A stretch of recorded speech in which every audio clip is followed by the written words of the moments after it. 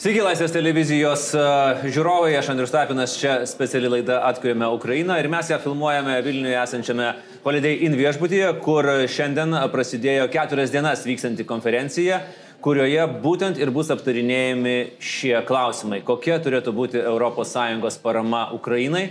Karas be abejo dar net nesibaigė, dėja net nerodo pabaigos, tačiau laukti pabaigos ir tada pradėti galvoti, o kaip atstatyti Ukrainą, turbūt būtų labai neapdairu. Ir šioje laidoje mes kalbėsime apie tai su Lietuvos eurokomisaru Virginijumi Sinkevičiumi. Vėliau prie mūsų prisijungs ir Ukrainos aplinkos apsaugos ir išteklių ministras Ruslan Strilets. Tai kol kas mes komisarė dviese, laukiam kolegos iš Ukrainos.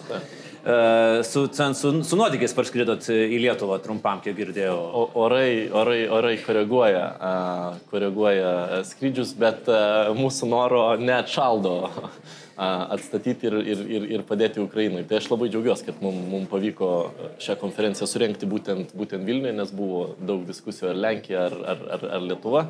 Aš manau, kad labai svarbu, Lietuvos ta rolė visada buvo centrinė ir nesikeitė nuosekliai remti Ukrainą ir mes toliau tą turim lyderystę išlaikyti, nes aš manau dabar įsijungia tas distancijoje nuovargis, kur kai kurie bėgikai pasitraukia iš distancijos, o karas nėra pasibaigęs. Ir čia reikia išjungti bet kokį naivumą, kad jeigu yra pasirašomos dabar ten kažkokios paliaubos, kad mes atstatinėsime Ukrainą ir Rusija prie to kažkaip prisidės. Jie niekada nieko nepripažins, nei vieno nusikaltimo, nei aplinkai, nei žmonėms.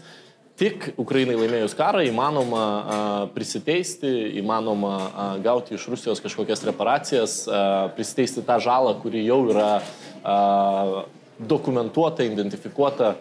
Kitu atveju tai bus, aišku, daroma, bet vakarų pinigais. Komisarė, 2 kartus paminėjot žodžio junginį karo pabaiga, kuris dabar tikrai tokiam ūke. Baigėsi Arestovičiaus prognozės, kad ten gegužė jau viskas bus baigta, viskas tas buvo fikcija. Kaip atrodo iš ES vidaus, artėjanti antroji karo žiema? Jau mes dabar matom, kokios ten yra gamtos sąlygos, šimtmečio audra, ką tik praužė Ukrainoje, ten galybė problemų yra. Krymas, taip pat. Čia kaip ir tokios geresnės naujienos, nes ten sugriovė truputėlį gamta įtvirtinimus rašystų, bet jo, krūva Ukrainos miestų be elektros. Kaip atrodys jūsų nuomonė šita žiema ir ką galvoja daryti Europą? Tai aš manau, kad jau mes matom tai, kam Rusija ruošiasi, nes nepaisant to, kas vyko fronte, tokių masyvių apšaudimų nebuvo. Ir čia prieš 2 dienas 75 dronai paleisti į Kyjivą. Taip, Šimonytė Rinkevičius 6 valandas prasidėjo slėptuviai. Tai parodo, kad Rusija tiesiog kaupia rezervus, dabar būtent prasideda žiema ir jie darys tai, ką ir anksčiau darė, tai tiesiog terrorizuos ukrainiečius.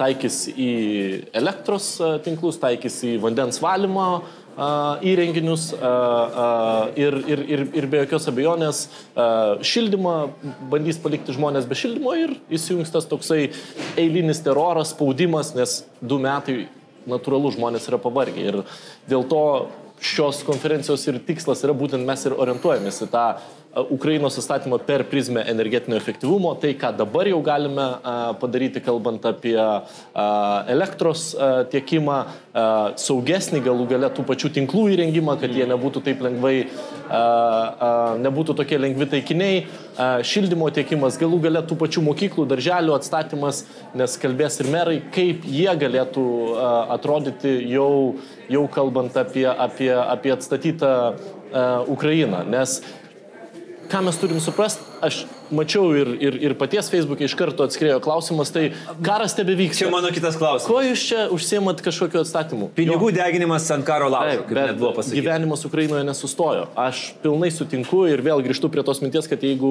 Ukraina nelaimės to karo, Rusija nieko nepripažins ir tas atstatymas vyks vakarų pinigais. Tai aišku, kad tą karą reikia laimėti ir Ukrainai reikia papildomos pagalbos fronte. Bet gyvenimas nesustoja. Žmonės gyvena tose miestuose, kurie yra išlaisvinti, žmonės labai daug jų grįžo. Man pačiam lankantis skirtingose Europos valstybėse visai nesiniai buvau Vokietijoje, aš susitinku su ukrainiečių bendruomenėmis ir jie patys sako, kad mūsų bendruomenė buvo ten keli šimtai žmonių, dabar liko kelios dešimtis, nes žmonės grįžta.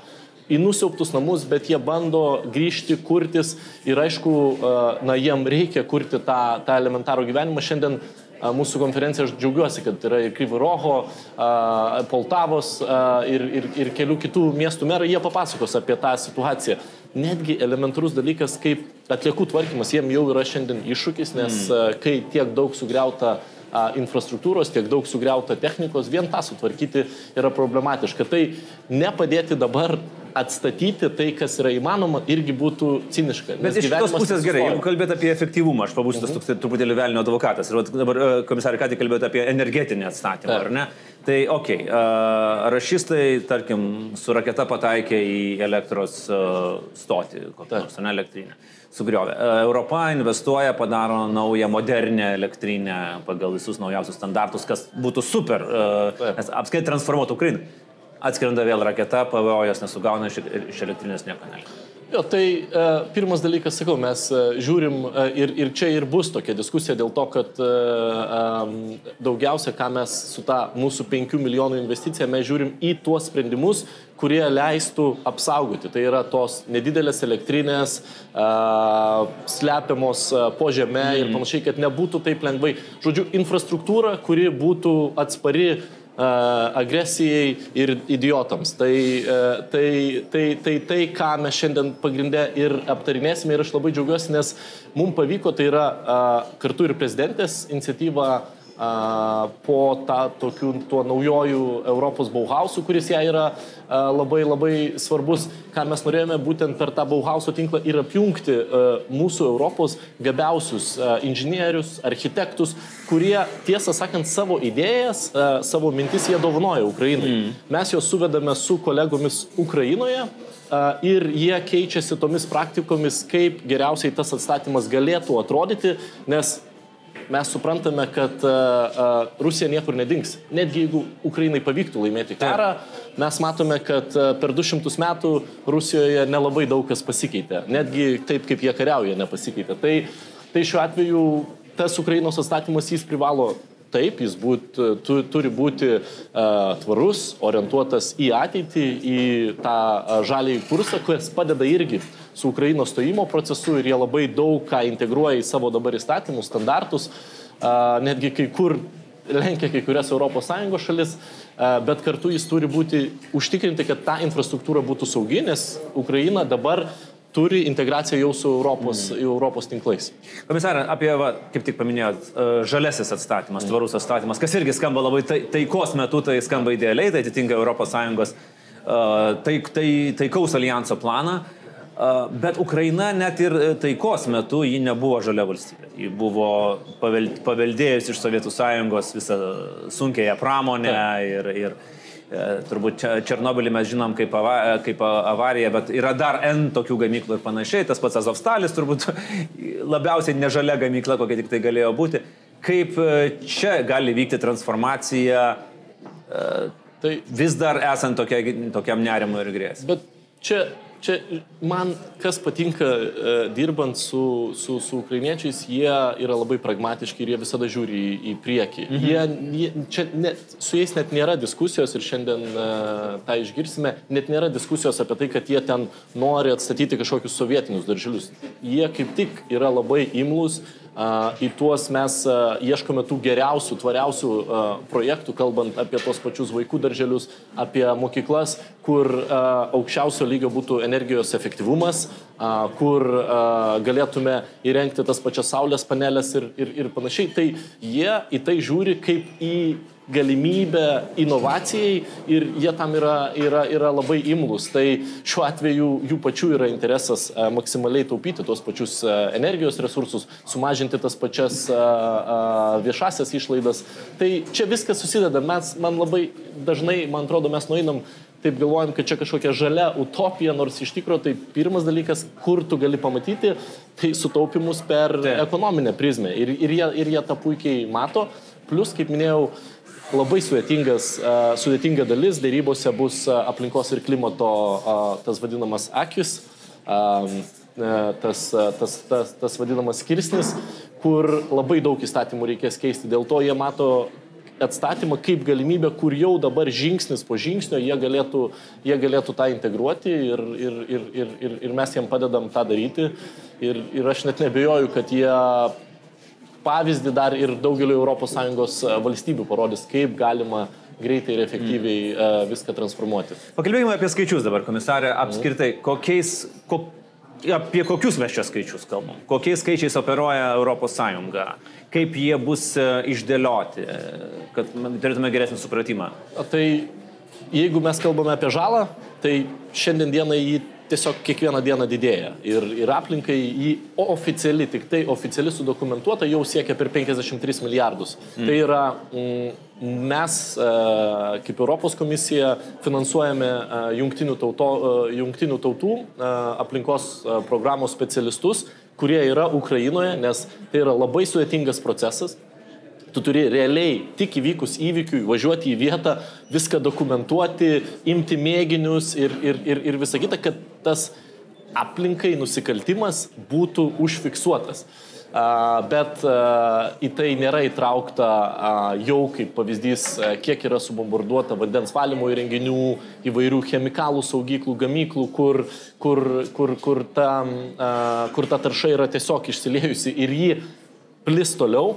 Kitas dalykas - sunaikinta technika. Mes, aišku, džiaugiamės matydami tas kolonas sudaužytas Rusijos technikos, bet visa tai yra dabar šiukšlės, tai yra metalas, kuris yra suteptas alyva ir panašiai, kur praktiškai labai sudėtinga išvalyti. Ir tai yra 10 000 tonų to metalo.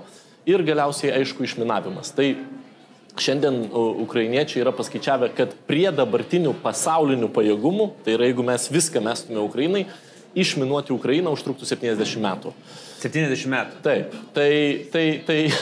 Tai aišku, jie žiūri, kokie galėtų būti sprendimai. Man pačiam teko atstovauti komisiją panašioj konferencijoje, tik jau orientuotojų tik į išminavimą, kur čia imasi Kroatija lyderystės. Tai kalbant apie Kroatiją, kuris konfliktas įvyko 90-ųjų ten pradžioj vidury, jie tik tai 26 metų kovą pabaigs pilnai išminavimą būtent Kroatijoje. Tik 30 metų. Daugiau 30 metų. Jo, ir palyginti su Ukraina, kiek yra Ukrainoje užminuota, tai yra nelyginami skaičiai. Ir mes čia kalbam vėl apie tuos pačius miškus, mes kalbame, aišku, apie Juodąją jūrą, kur aš net nebejoju, kad tai dar ilgiem metam bus paminklas. Ir aišku, grėsmė žmonėms, nes mes puikiai suprantame, kad Ukrainoje panašiai kaip Lietuvoje žmonės, kai ruduo, tai jie eina grybauti, jie eina uogauti ir ne visada jie ten atkreipia dėmesį į ženklus. Tai aišku, tai yra didelė grėsmė ir tos išminavimo pastangos, aš manau, kad tai bus bent 2 kartų darbas. Bet sako, tai reikia žiūrėti į galimybės sumažinti tą laikotarpį. Kas tai yra? Tai yra investicijos į technologijų proveržį, ar ne? Taip. Tai kaip pavyzdys yra tos mašinos, kurios kaip ir važiuoja ten aria tą žemę, paima kažkokį tai gylį ir traukia tą miną ir jinai sproksta, bet tas automobilis, aišku, jis yra pakankamai šarvuotas, kad jis nesproksta. Ir taip plotas po ploto tas yra išminuojama. Bet aišku, tai yra labai brangi technika, jos visas eksploatavimas, tai yra ribota technika ir jos taip pat galimybės yra pakankamai ribotos naudoti. Ką vadintumėte šitos konferencijos sėkme? Tai yra ko, nes, kartais tai būna, būkime atviri, tokie konferencijos pasikalbėjimai, kažkokių protokolų sudėliojimai, kartais yra labai konkretus susitarimai. Ką 4 dienos konferencijos, ką iš Vilniaus galėtų išsivežti Ukrainą? Mes ją skirstom į 2 dienas. 2 dienos bus skirtos būtent, kaip minėjau, tą labiau Bauhauso ir tai atstatymo tvarumo tai idėjai, kur, kaip minėjau, per labiau žaliojo kurso prizmę energetinio efektyvumo. Kitos 2 dienos jau yra šiek tiek kitokios. Jos yra žiedinės ekonomikos, labiau skirtos verslo Ukrainoje ir verslo Europoje susitikimui. Pavyzdžiui, mes turime Europoje jau dabar įmonių, kurios sėkmingai gali perdirbti visą tą betoną, visas tas nuolaužas ir iš jo gaminti ten skirtingą produkciją, kelių tiesimų ir panašiai. Tai mes suvežėm tokias įmonės, atvežėm ukrainiečius ir bandom juos kartu sujungti, kad jie galėtų panaudoti maksimaliai tas dabar krūvas atliekų, ką galima su jom padaryti, kaip jas galima perdirbti ir papildomai išnaudoti. Tai 2 dienos bus tokios labiau politinė diskusija, 2 dienos vadinamasis B2B formatas, business to business. Sėkmė, aš manau, kad mes dedam 5 milijonus ant stalo ir iš live programos paleisim tik Ukrainai dedikuotą voką, tai būtent ir tiem patiem verslam, kad jie galėtų esant poreikiui tiek pirkti kažkokias tai technologijas, investuoti, tiek į kažkokį galbūt tai papildomas žinias, kur jie galėtų išnaudoti ir galų galia tiem patiem miestam, Ukrainos architektam, inžinieriam, toliau padėti jiems su būtent planavimu, nes tai, kas dabar sugriauta, tai yra ir kartu galimybė atstatyti nekartojant tų praeities klaidų, atstatant visai kitokį veidą tų pačių Ukrainos miestų, ne tą sovietinį, kuris yra blokais atskirtos, kad bendruomenės nesusijungtų, o kaip tik visiškai kitokį ir aš tikiu, kad jie tą galimybę išnaudos ir tas papildomas vokas,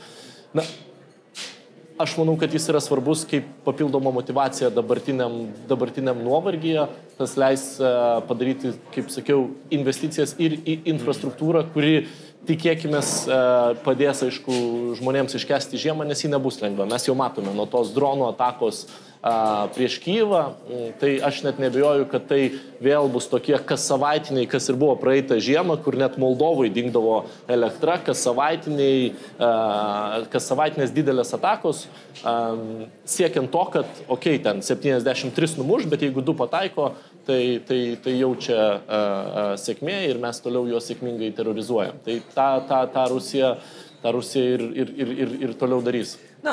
Nežinau, kiek tas efektyvų, nes jeigu pradžioje per pirmą žiemą dar ukrainiečiam buvo tam tikras šokas šitos atakos, tai dabar kiek tenka su jais bendrauti, sako, taip, bus, ir ką, tegu daro.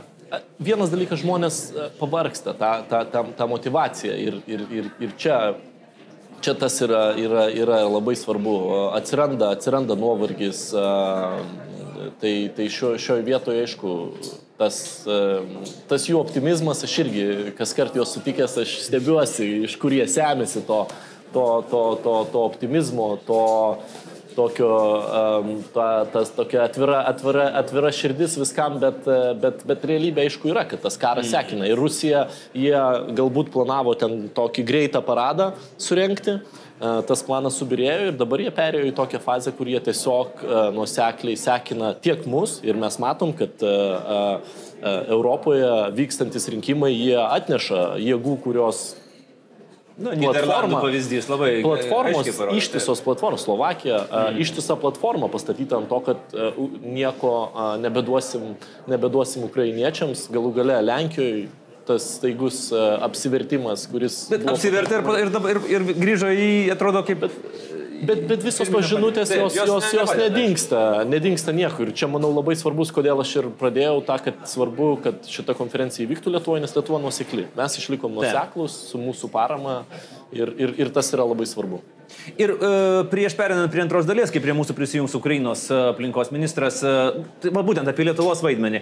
Lietuvos verslo vaidmuo, ką turėtų žinoti, tarkim, Lietuvos verslas? Būtent kalbant apie atstatymą. Ar kas dar galėtų pasinaudoti šitą progą? Architektai, kūrybiniai žmonės, kas dar? Tai mes turim dedikuotus panelius būtent ir architektam ir aš žinau, kad jie yra įsijungę ir, man atrodo, architektų sąjungos, aš bijau suklysti, bet prezidentė jį kalbės, tai jiem aišku, kad yra galimybės pasiūlyti tuos savo projektus, nes, kaip minėjau, ką mes bandom pasiekti dabar su ukrainiečiais, su jų vicepremjeru atsakingu už atstatymą maksimaliai standartizuoti, kad jie turėtų standartinę mokyklą, standartinį darželį.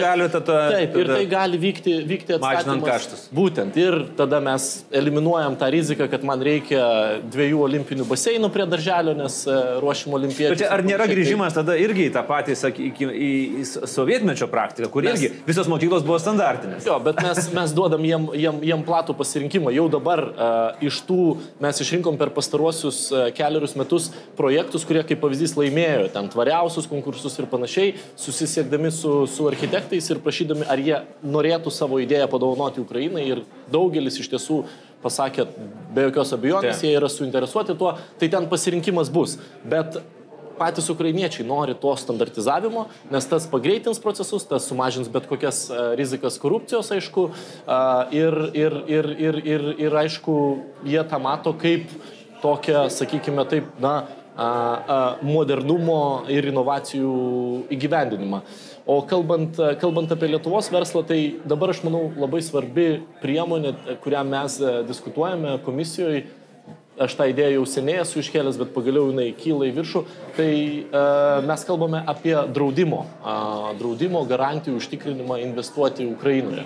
Nes šiandien dienai, aišku, kaip jūs ir minėjot, statyti, nežinau, ten Saulės parką didelį, kur, kaip pavyzdys, ta Černobylio vieta, ten ta plius minus vis tiek dar paveikta radiacijos, ten daugelį metų negalėsi labai daug ko daryti, bet tu galėtum jį užsėti tą pačią Saulę, ir tai yra didelė teritorija. Bet negalėtum? Ne, galima.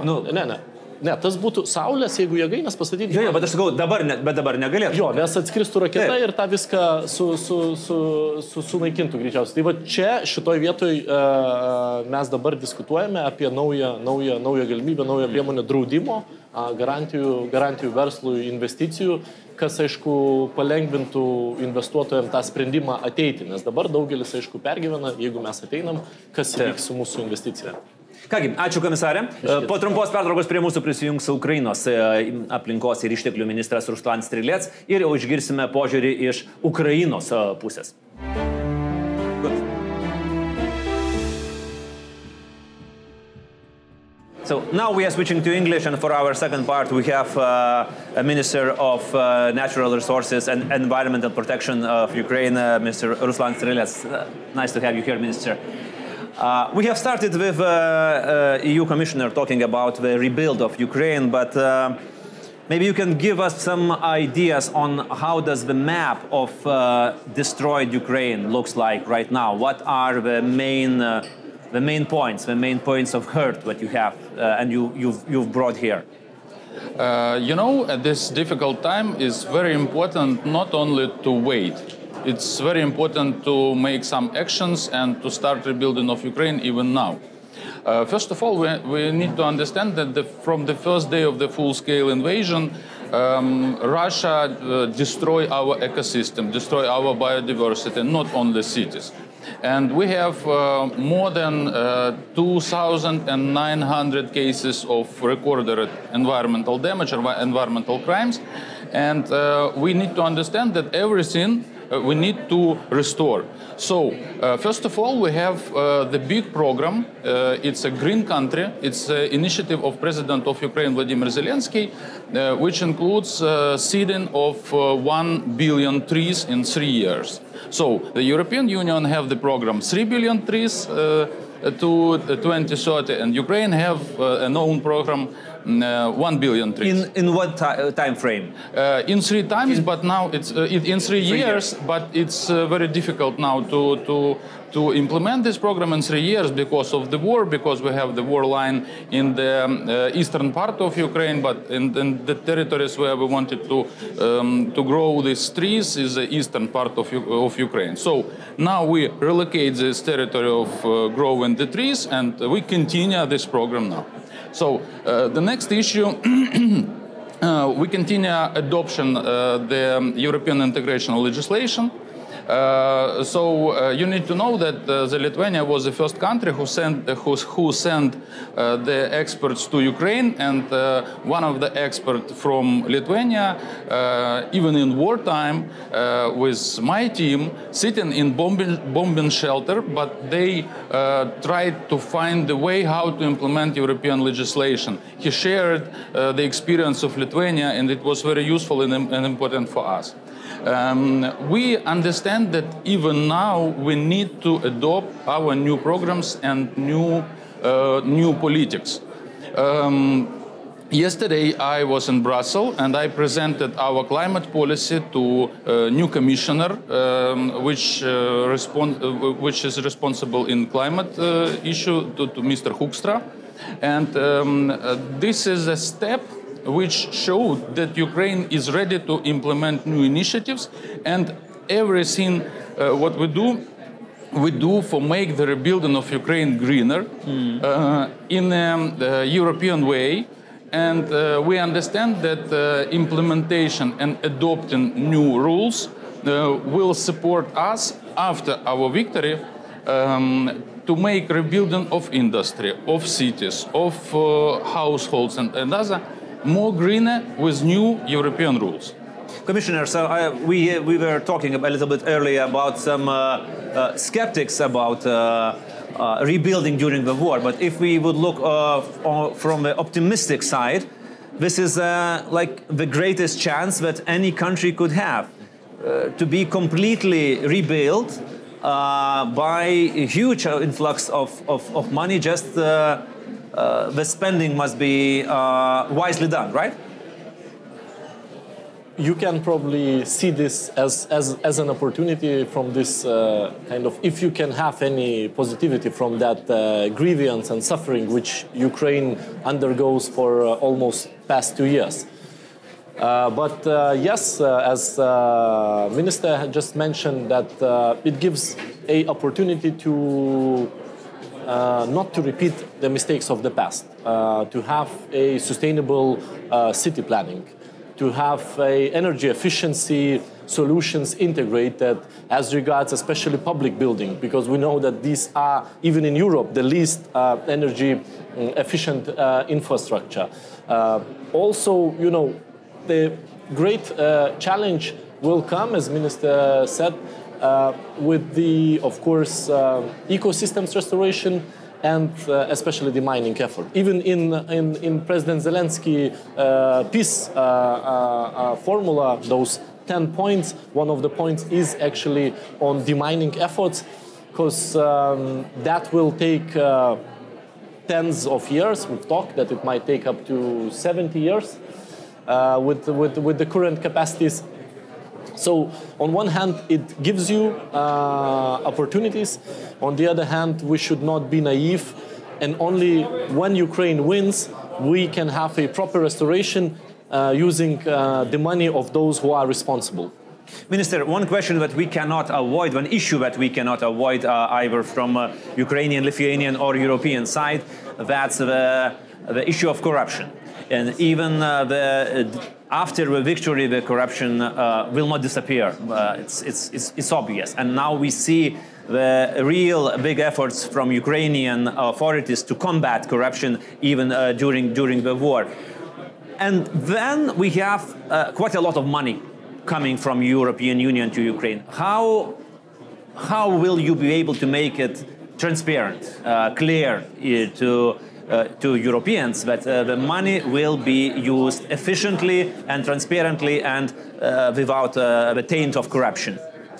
You know, the destroying of corruption is very difficult issue. Why? Because corruption is not a problem of legislation. Corruption is a problem of concrete people who work on his place many years.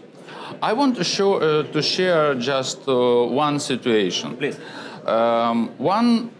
Maybe a week ago, the General Prosecutor Office and our special organization, our General Prosecutor Office and our special service, they caught one of the employees of Forest Agency.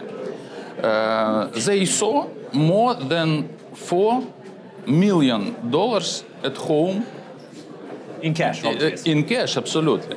So this man, he was the head of one of the offices of Forest Office many years. So it's a big problem.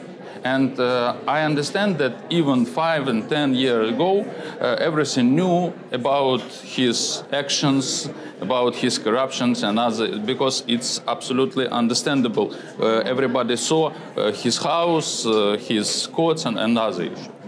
But this action showed that we are ready to stop the corruption and to destroy it. We completed the reform of our forest agency. So we make impossible the corruption issues. We continue digitalization of process. So if even somebody stole even one tree, we will see it in our IT system. So that's why I understand that we don't need to say about it, to talk about it. We need to just show that what we are doing, that we are ready to stop the corruption in any way. Before became the minister, I was a deputy minister in digitalization. Okay. So it's one of the most important for me to continue the way of building digital systems, because I understand that the digital system is first of all about transparency of relations. Relations between civil society, between business, and between government. So I'm really convinced that all steps what we are doing, we need continue, and we need just show that we have the instrument how to stop the corruption in digital way. Well, the conference is about to start, so my final question, Commissioner, for you, are you convinced? I mean, is European Union convinced about the efforts of Ukraine to use the money that will be flowing from EU coffers expediently and efficiently? I think we are in a good process, and Ukraine had a number of reforms. One of them is anti-corruption, even anti-oligarch laws, and etc. that they needed to implement before Commission would issue a recommendation to start the negotiations. Negotiations process is still a long one, and there is 35 chapters to be opened and closed and so on. But I think this government, they showed a tremendous effort in fighting those issues that they are, as Minister described, deeply rooted in the country, which for us, being in 2023 Vilnius, is a bit unthinkable. Even so, we still have our shakes of the system, no? We do. So, but still, the amounts of 4 million for forest agency is unthinkable. In cash. Yeah. So I think it's a process which we will go together, inevitably. There is different ways to do so, but I think the openness of the advice that Ukraine is taking, the foreign experts, it's not only commissions, but Germany, Netherlands, and others that are working on the field, it really shows that they are progressing very swiftly. And again, on top of that, they have the issue of war that they have to deal with all the consequences, pushing and facing them. And still, they've managed to, in 1 year, implement a number of reforms, which would allow Commission's evaluation, basically to suggest for a council to recommend opening the negotiations with Ukraine. Okay. Thank you very much, Commissioner. Thank you, Minister. I think it's time for you to join the conference, and I hope that the results will be positive, and that will be a big step towards the successful future together. Thank you very much. Ačiū ir Laisvės televizijos žiūrovams. Tai buvo speciali laida Atstatome Ukrainą, ir tikrai bus proga įvertinti ir konferencijos rezultatus ir pasižiūrėti, kaipgi vis dėlto dar nesibaigus karui ES gali kartu su Lietuva gali prisidėti prie Ukrainos atstatymo. Viso geriausio.